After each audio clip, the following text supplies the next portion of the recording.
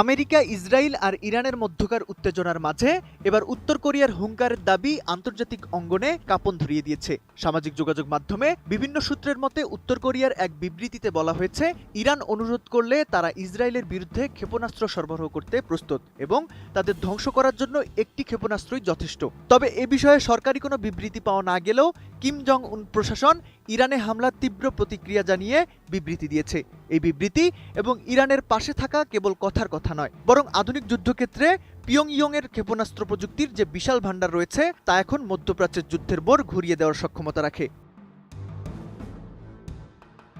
Tehran এখন রণক্ষেত্রে কেবল নিজের শক্তিতে লড়াই করছে না। ইরানের বিপ্লবী গার্ড কর্পস দাবি করেছে তারা দুবাইয়ে মার্কিন সামরিক ঘাঁটিতে হামলা চালিয়েছে। এদিকে রিয়াদে মার্কিন দূতাবাস লক্ষ্য করে দুটি ড্রোন হামলার অভিযোগও সামনে এসেছে। ঠিক এই জটিল সন্ধিক্ষণে কিম জং উনের এই ক্ষেপণাস্ত্র সহায়তার প্রস্তাব ইরানকে সামরিকভাবে অনেক বেশি সাহসী করে তুলছে। উত্তর কোরিয়ার হাইপারসনিক ও ব্যালিস্টিক ক্ষেপণাস্ত্র প্রযুক্তি যদি সত্যি সত্যি ইরানের হাতে পৌঁছায়, তবে ইসরায়েলের আকাশ প্রতিরক্ষা ব্যবস্থা আয়রন ডোমের জন্য তা হতে পারে এক ভয়াবহ চ্যালেঞ্জ।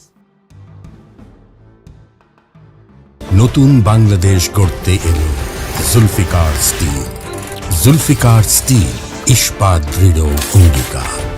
কিম জং উনের এই সামরিক আগ্রাসী মনোভাব কেবল মধ্যপ্রাচ্যের যুদ্ধের প্রেক্ষাপটে নয়, এর পেছনে রয়েছে তার নিজস্ব দীর্ঘমেয়াদী পরিকল্পনা। গত ২৮ ফেব্রুয়ারি দলীয় নেতা ও সামরিক কমান্ডারদের সাথে এক বৈঠকে কিম জং উন সরাসরি জানিয়েছেন তিনি তার পারমাণবিক অস্ত্রের ভান্ডার আরও বাড়ানোর পরিকল্পনা করছেন। বৈঠক চলাকালীন উত্তর কোরিয়ার নেতা তার কন্যা কিম জু আয়েকে নিয়ে নতুন প্রজন্মের স্নাইপার রাইফেল প্রদর্শন করেন। কিম জু আয়েকে এখন দেশের দ্বিতীয় প্রধান ব্যক্তি হিসেবে গণ্য করা হচ্ছে, যা ইঙ্গিত দিচ্ছে কিম পরিবার তাদের ক্ষমতার উত্তরাধিকারও নিশ্চিত করে ফেলেছে।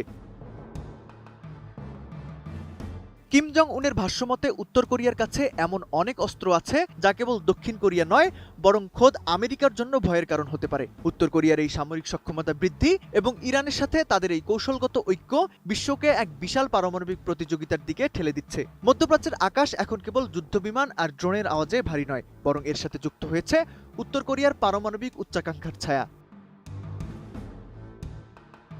মধ্যপ্রাচ্যে একদিকে মার্কিন রণতরী, অন্যদিকে ইরানের ক্ষেপণাস্ত্র আর কিম জং উনের পারমাণবিক হুমকিতে বিশ্ব এখন শ্বাসরুদ্ধকর পরিস্থিতির মুখোমুখি। ইরান ও উত্তর কোরিয়ার এই সামরিক বন্ধন যদি বাস্তবে রূপ নেয়, তবে তা কেবল মধ্যপ্রাচ্যের মানচিত্রই বদলাবে না, বরং ভেঙে ফেলবে গত কয়েক দশকের বৈশ্বিক নিরাপত্তার কাঠামো।